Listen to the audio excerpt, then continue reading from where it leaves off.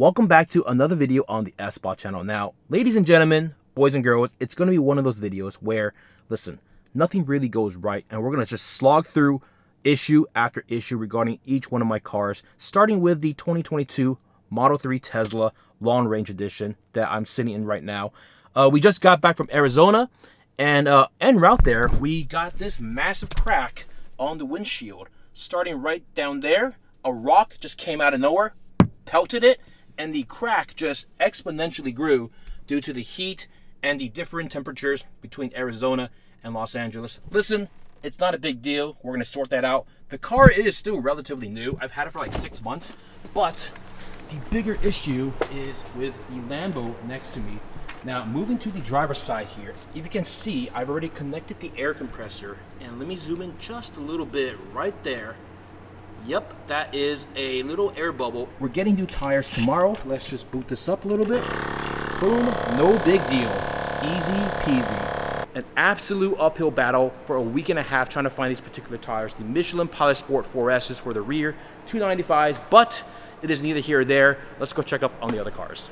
And on the right, we got the Bose Zoka car, the Kata Racer. All right, dead battery. I think the electrical wiring on this car is a little wonky. That's what the last owner or the last person that sold me the car said. Jump start it, let's see. Come on, baby, come on.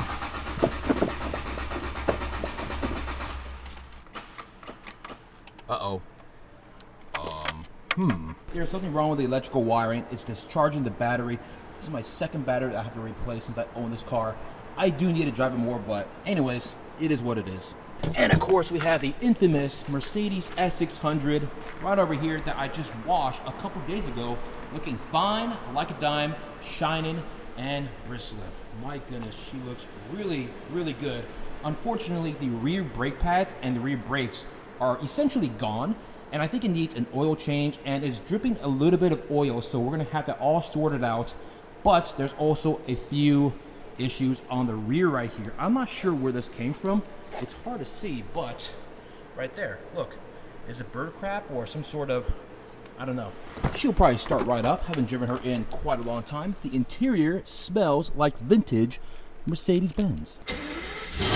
Oh yeah, now we're talking, boys.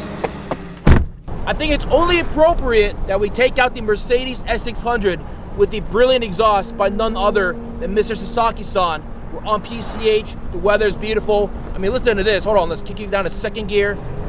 Just a little.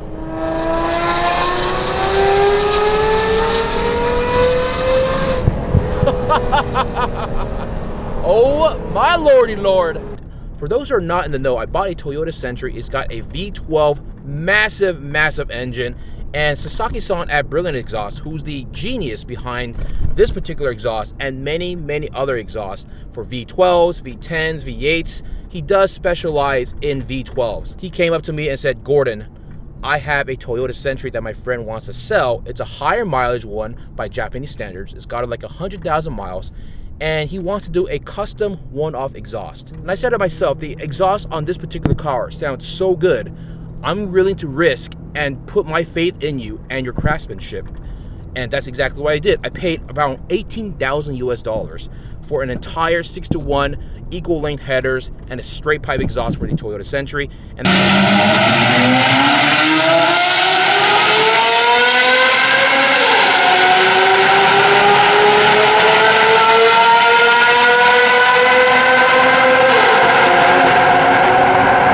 I took delivery of the car and we were driving around in Japan and it sounded amazing. It's not as powerful or as loud as this particular exhaust on the S600, but it's a slightly higher pitch and it sounds damn good. And it's the only one in the entire world.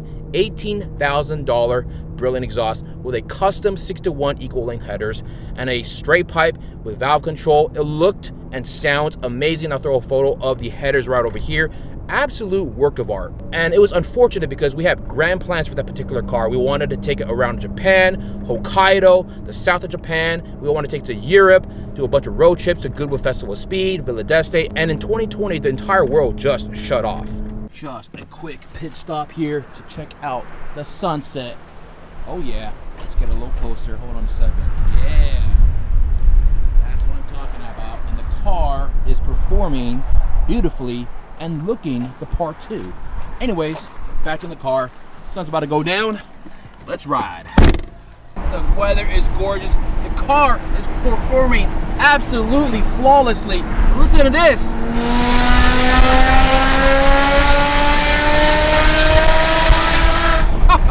That's what I'm talking about, baby. Yes. The remainder of 2020, Japan was closed. It has some of the strictest rules in terms of who can enter and who can leave. 2021, complete bust, still closed. And to this very day, 2022, we're almost nearing the end of this particular year. And Japan is still closed to most foreigners. So I had two different options. Keep the car there until Japan reopens, or ship the car out and enjoy it somewhere else. Hold that thought.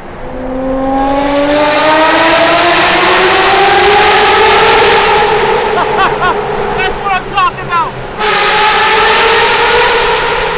Oh, that's right. I'm telling you, this car just has a small little rattle here. Hold on a second. Let's see if we could sort this out. 1 sec here. It's hard to do with one hand. This piece right here. See how it's loose? Just snap it back on. This part comes a little loose too. That being said, I feel like these exhausts are extremely undervalued when it comes to market pricing.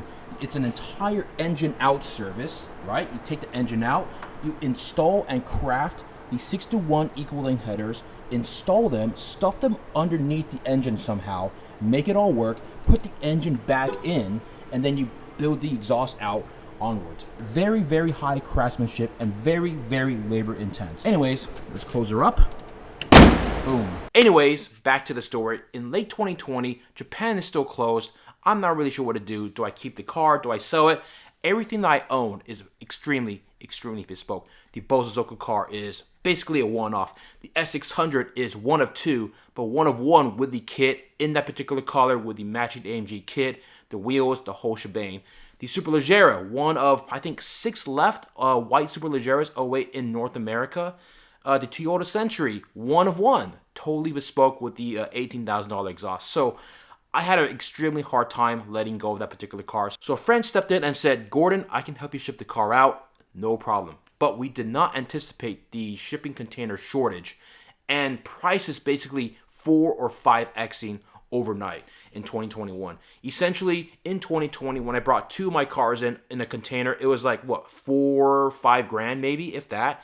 Now containers are going for like 20 to 30,000 US dollars. Fast forward 10 months, I realized the car still sat there. The car has not been shipped, which may be a blessing in disguise because now Japan is slowly opening up. So I asked my good friend Ken Saito to go to the lot and check the car out. So what we have here is a walk around video that my good friend Ken took of my car while sat at the lot for God knows how many months. The car obviously does not start. The battery is completely dead and the car fluids have not been changed or moved around. As you can see, there's a bit of dust, spider webs, but overall the condition of the car isn't too bad. Snail, some bird poo,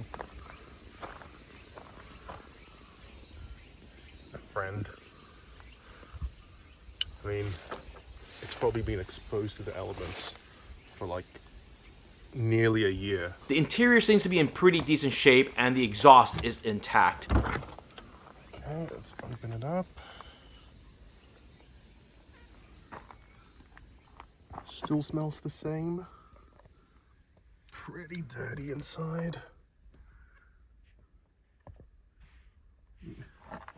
Oh no. In this photo, you can see there's some weird residue that stripped part of the paint on the roof. I'm not really sure what it is. I think it's like bird crap or who knows what. If that car was in the United States, you better believe that car would have been stripped of all of its parts. I'm hoping that it's just a dead battery and the car will turn right back on when we jump start it or change the battery out. Either way, the car is still around and I do plan on flying back to Japan in the coming weeks to decide what to do with the car. It still exists. It's still in one piece, kind of. It's just in a very sad state. I would love to hear what you guys think about what to do with this car. Should I sell it? Should I keep it? Should I bring it to the States? Should I do a grand tour around Japan and then sell it? I mean, the choice is really up to you. Let me know in the comments below. Throw down any suggestions you guys have because essentially this car is your car by extension because of your support, the love, all the crazy positive feedback when I had the car in 2020 and unveiled it with the crazy exhaust. Everybody loved it. All the JDM guys loved it. It is a true one-of-one car. A friend recently likened Mr. Sasaki-san at Brilliant Exhaust as the Pagani of exhaust, the best of the best. And honestly, I really do agree with him. The quality, the craftsmanship, just the time and energy in R&Ding these crazy one-off exhausts is next level. He actually reached out to Sasaki-san, and he personally said that the ROI for making some of these one-off exhausts just doesn't really make any sense for him. And he might be putting that to an end. So will we see another one-off exhaust in the near future? I really don't know unless the project really, really interests him. Anyways, we got something cooked up real nice for the next few videos. We might be buying another car for the channel. I think I said a little bit too much, but catch you in the next video, guys.